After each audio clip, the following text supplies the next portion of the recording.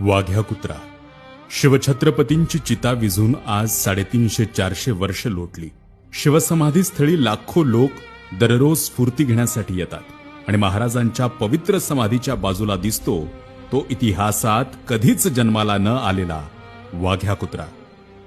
ना कुठला पुरावा, ना कुठलं ऐतिहासिक संदर्भ, तरीही या अनऐतिहासिक पुतळ्याला संरक्षण का? कोणीतरी येतो, एखादी कथा सांगतो, आमची लोक त्याच कथेला खरं मानू लागतात. वाघ्या कुत्रा नावाचा श्वान महाराजांनी कधी पाळलाच नाही, नव्हे तो कधी नव्हताच. मग जे घडलंच नाही ते आम्ही इतिहास म्हणून का मिरवतोय?